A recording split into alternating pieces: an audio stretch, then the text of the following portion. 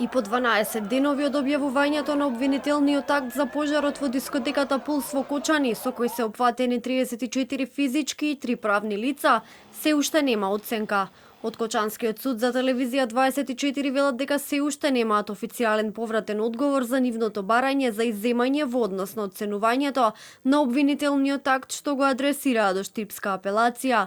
Кочанскиот суд испрати до Штипска апелација барање за изземање на предметот ОТМ, нема одговор, туку само соопштение во кое се вели дека поради немање капацитет предметот го враќа на одлучување на Врховен суд. Од Штипска апелација пред 5 дена на својата официјална страна информираа дека испратиле барање до Врховен суд да одредат друг надлежен суд кој ќе постапува по оценката на поднесеното обвинение, откако основните судови во Штип и Струмица се изјаснија дека се спречени да постапуваат. Адвокатите на дел од осомничените за телевизија 24 велат дека за ваквитни предмети важно е навреме да се реагира и да се обезбеди суд за делегирање на оценка која е клучна за да стартува судскиот процес.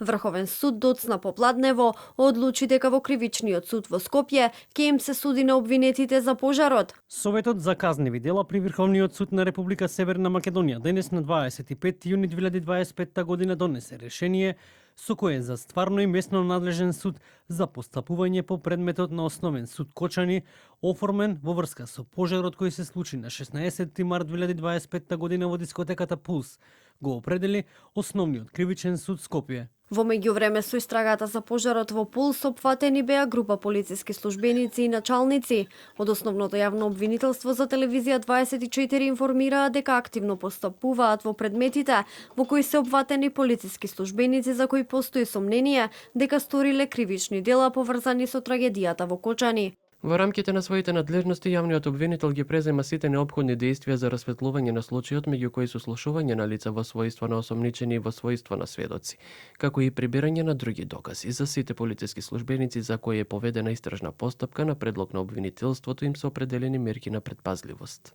За полициските службеници кои се опфатени со истрагата пак министерот за внатрешни работи Панче Тошковски информираше дека работниот однос им е во мирување. Јавното обвинителство е оној орган кој што е надлежен да постапува во овој дел од истрагата. Истрагата во делот на полициските службеници кои што се спроведува од страна на јавното обвинителство за гонење на организиран криминал се уште не е завршена. Така да тој е тој кој што е доминус литис во рамки на целокупната постапка и тој е тој кој што одлучува за преку судските органи за статусот на полициските службеници во рамки на нивното функционирање во Министерството за внатрешни работи, ако ме прашувате во тој дел, нивниот статус е замрзнат, односно они во рамки на овој временски период ќе бидат оддалечени од вршење на функција во рамки на тековното функционирање на Министерството.